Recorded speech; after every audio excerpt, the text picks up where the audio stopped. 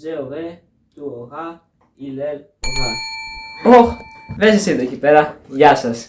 Είμαι ο Βασίλης Καπετάνος, μέλος του Ομίλου Γαλλικών Σκίας Παπαγεωργίου στο πρώτο πνευματικό γυμνάσιο Λάρισας. Και εδώ πέρα, σε αυτό το βίντεο θα σας παρουσιάσουμε το πώς κάναμε το βίντεο που είδατε πριν λίγο. Αλλά δυστυχώς, διότι είμαι στην Σύρο, δεν σας μπορέσω να σας το δείξω από κοντά.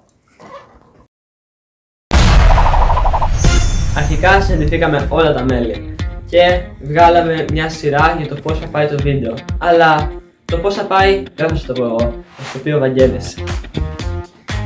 Στη συνέχεια επικοινωνήσαμε με την κυρία Παπαγεωργίου. Σχεδιάσαμε την πλοκή του βίντεο. Κάψαμε κάποια σύντομα βιντεάκια στα γαλλικά και ξεκινήσαμε την καταγραφή. Εγώ μίλησα για το Σκουάνο.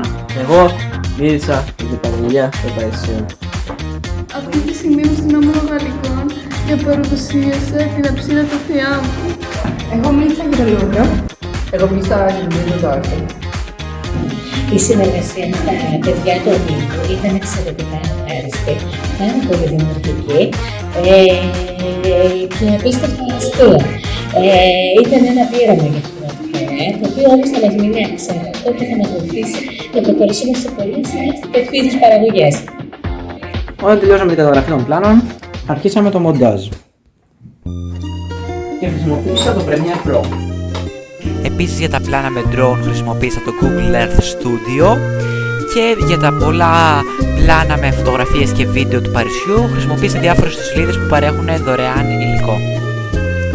Από αυτό το βίντεο να καλύψουμε τον γαλλικό πολιτισμό, εξασκήσαμε τη γαλλική μας γλώσσα και τη δημιουργία βίντεο με ψηφιακά εργαλεία, ασκήσαμε ουσιαστική κοινωνία και συνεργασία, αλλά το πιο σημαντικό απ' όλα, φυσικά διασκεδάσαμε.